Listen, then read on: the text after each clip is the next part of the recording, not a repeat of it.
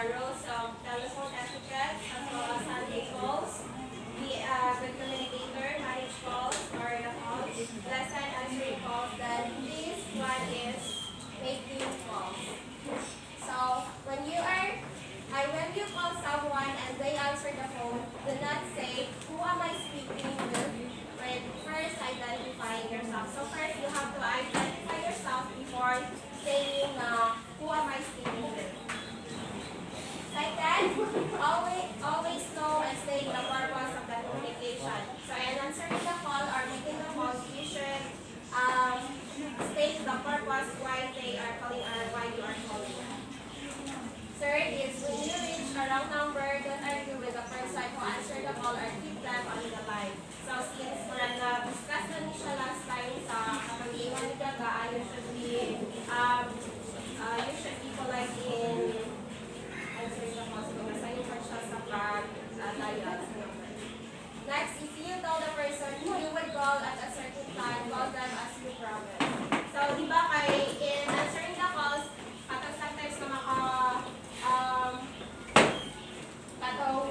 i-on hold mo siya, so dapat kung unsa nga time mo giingon sa iya nga tawagan mo siya balik, o sa mga time nga imo siya tawagan balik.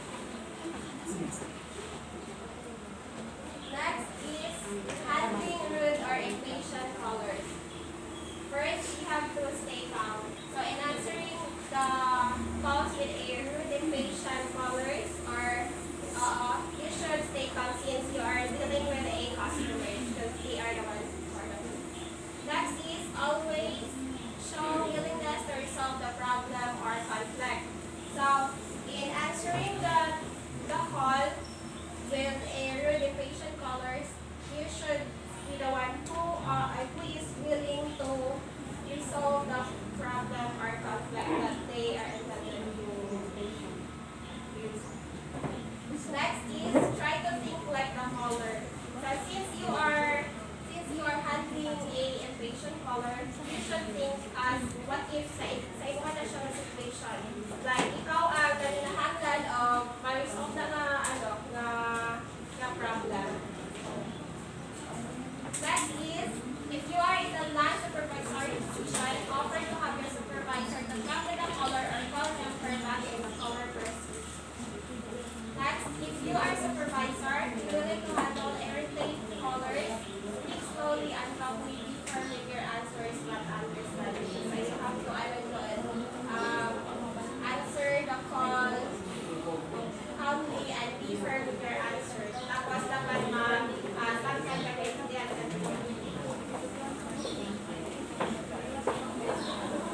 Next is taking calls and calls. So when putting a caller on hold, always ask permission. Use standard things like allow me to put you on hold or can you hold briefly while I see if Mr. Jones is available. So when taking a caller on hold, always thank him or her for holding. Next is sometimes you may have the other line reading through. Remember to write down the names of the callers holding so you avoid asking who the caller is holding for more than once. So in answering the calls, you have the pen and paper para ma-write down mo ang mga important details niya. Next is transferring calls. If the caller needs to speak to another person or important, transfer the caller directly to the desired person's extension rather than operators. Next is when transferring a caller, tell them who you are transferring them to and announce the caller to the person you are transferring to. Next is if the caller part is busy or answering call, return to the caller example. He or she is out of the office. May I take the message or would you like his or her voicemail kapag wala siya nagatay or siya. Next is taking messages. So we have to be prepared with pen and message clip when the answers the phone. So what ako ginag, so when taking a message, you should have the pen and paper para masulat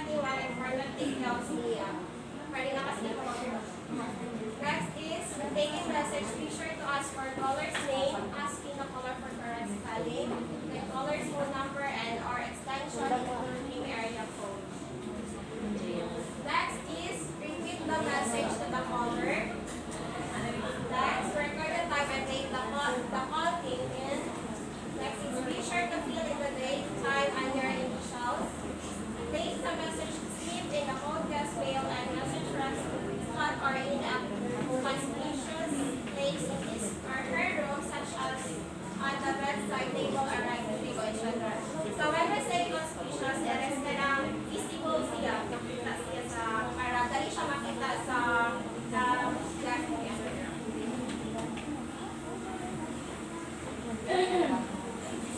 Next is, don't forget that you can transfer that to the voicemail instead of taking a paper message, but don't forget to ask, would you like it to transfer to Denise or her voice message? Then that shows that the caller would rather go to the voicemail always listen first. So dapat na magkala sa just ka ulat for kami yung like if ikaw voicemail na ba nito siya kay some callers mo would kay darang ginagawa nila. Next is ending conversation. So while ending a call, following points to be considered. So we have these are the following points that we have to consider in ending a conversation. First, end on Next is tell the person how much of interest speaking with him or her before hanging up. Be sure that you have answered all the caller's questions. Always end with a compensatory such as have a nice day or it was nice speaking to you. So in ending a conversation, dapat ang muna of end is ang caller ay caller ka dapat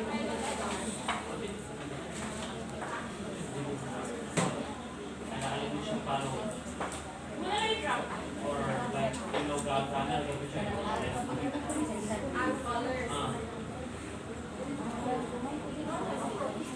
Where do you approach me? Like, napapasay kaya? I-approach mo, napapasay kaya concern sa Kaya wala namin siya sa call pa ng like, nakuha na niya ba? akala mo like, nalimot siya. Parang the life story na siya,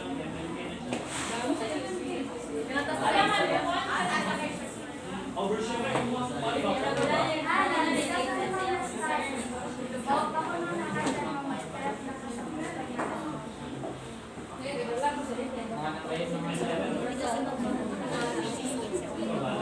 Next is, when a call is terminated, the receiver must be replaced properly at the tunnel and a period of at least 10 seconds should be allowed for another call.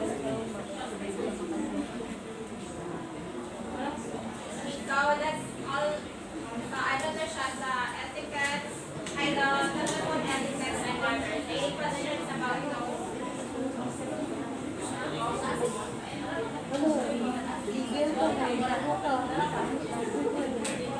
So my question about sa etiquette and etiquette and manners sa telephone.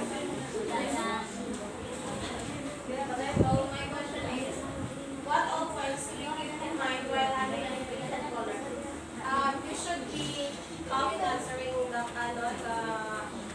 rude callers. Then you have to dapat i-answer mo yung mga concerns and questions. Then secondly is kana dapat polite and classified answers. So, nang ba ng colors na, let's say, impatient, yung tabi na ng colors na. So, 9 colors na kanang your mom's a whore, you're a whore, your whole family's a whore, you suck, you're just, kanang itok ba na ba? Pwede na kanang gawin na, I'm sorry, kaya kung yung pagyaw-yaw, kung istoryan, pwede na ako, kahit paano na ako. Kung na tolerable ng policy, racist.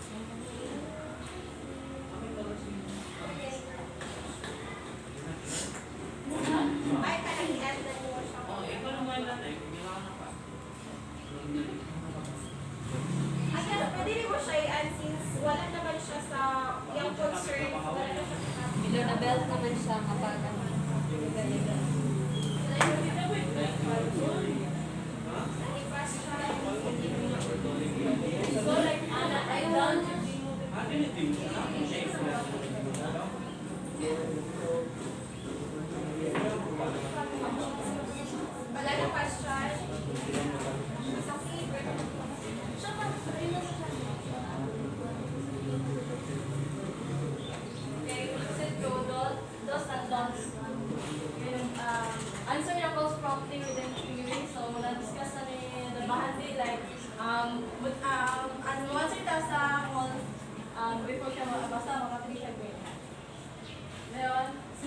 pick the call though you are on the telephone. So, bisag na ka sa telephone, like, mas may lagyan mo dyan kayo, pala na sa color nga, you are, kana, Happy ka. calm ka or, kailan ka mamatis.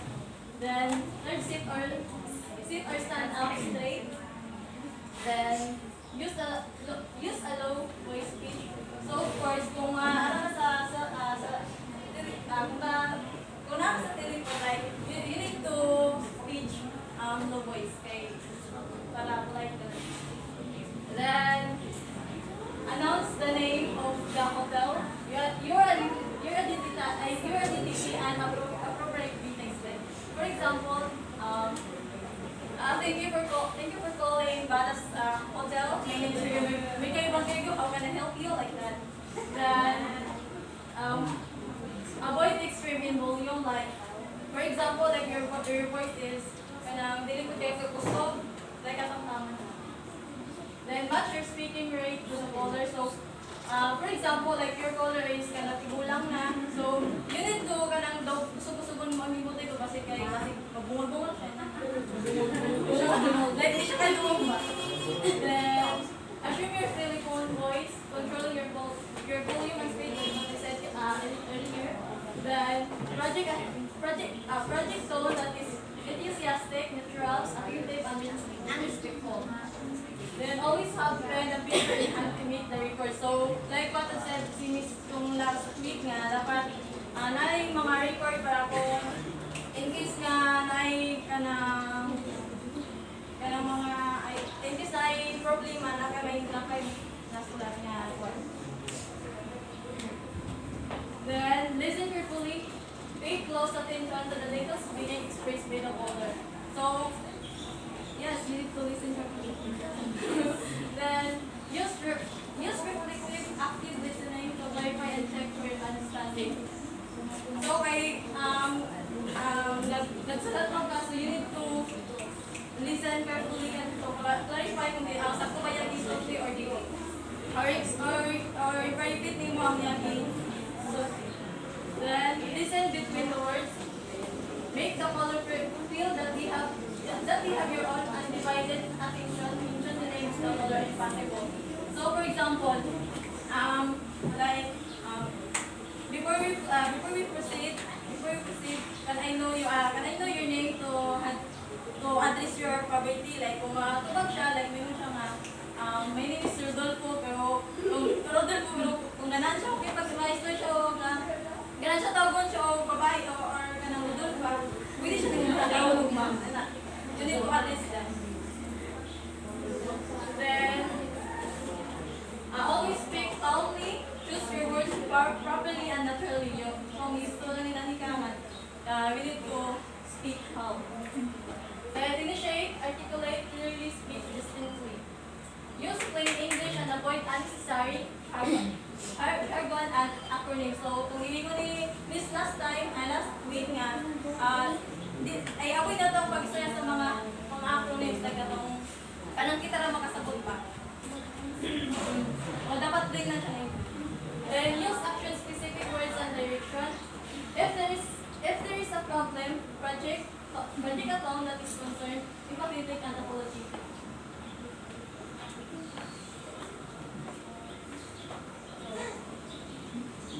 So if you have to ask the caller to hold, explain why. So, katubad na nga ingon ni tuligan, so ibalik-balik na. We need to, kung hold ka, ay kung ganat ka ma-hold, we need to explain kung why. Then wait for the caller's permission before putting him or her on hold. Yeah. We need to,